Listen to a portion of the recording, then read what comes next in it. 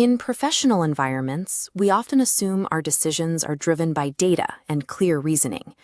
Michelle Rosenberg founded Comprehensive Empowerment to analyze the hidden mechanics of these interactions, helping leaders identify when a discussion is moving toward a productive result and when it is being steered by something else entirely. Imagine you are in a high-stakes strategy meeting. The conversation has been circular for an hour, but suddenly the energy shifts. A consensus begins to form with surprising speed and intensity. The arguments feel overwhelming. Every major competitor has already committed to this direction. Waiting another week will cost us our market share. The CEO has already reviewed the proposal and expects us to align. You feel an internal pressure to agree because the conclusions sound solid. However, this exchange is not a demonstration of facts. It is a sequence of psychological triggers designed to orient your perception toward a predetermined outcome. These deceptive structures are known as sophisms. They mimic logic's cadence while ignoring its rules. Identifying them requires a specific three-step method, shifting your focus from the content of the argument to the underlying mechanism of the persuasion. Our vulnerability to these traps is biological. The human brain operates on two tracks, a fast automatic system for immediate reactions and a slower deliberate system for analytical depth. In a pressurized meeting, the brain naturally prioritizes speed to conserve mental energy. Because of this demand for efficiency, rigorous logic is often the last thing we evaluate.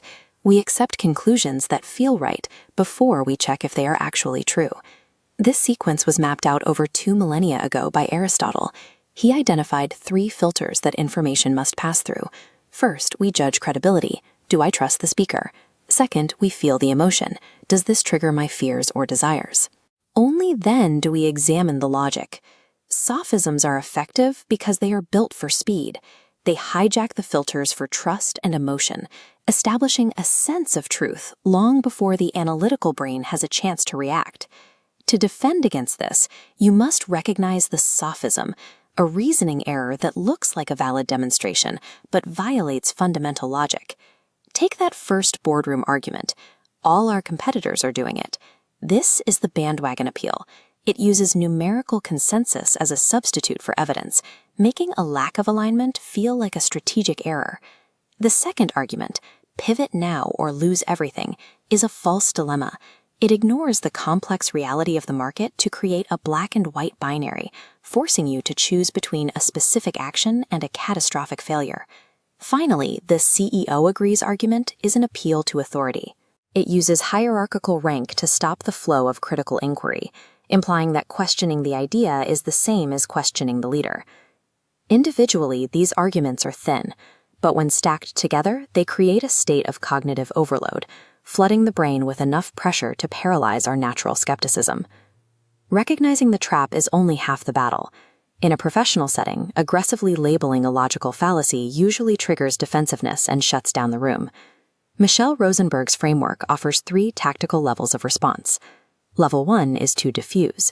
You acknowledge the underlying concern without accepting the flawed reasoning. You might say, the CEO's perspective is a key data point, so let's analyze the specific risks to ensure we meet those expectations.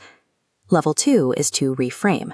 You pull the conversation out of emotional territory and back toward measurable evidence. You ask the group to define the specific metrics that make a competitor's success relevant to your unique situation.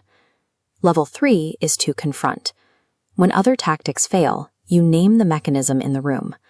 By calmly identifying that the group is operating under an artificial deadline or a limited set of options, you break the emotional spell.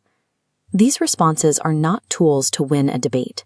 They are interventions designed to stabilize the decision-making process, allowing the group to return to objective analysis. Applying the understand, recognize, respond framework won't make you perfectly rational overnight, but it does lead to a state of lucidity. In a culture saturated with influence and confirmation bias, lucidity is a defensive skill. It allows you to remain still while the rest of the room is being swept away by a wave of manufactured urgency. True independence isn't about rejecting every suggestion. It's about seeing the invisible forces of persuasion that others are reacting to without realizing it. The boardroom examples are common, but they are just a fraction of the field. Michelle Rosenberg's taxonomy maps out 57 specific variations of these traps, providing a detailed vocabulary for the manipulation you encounter every day.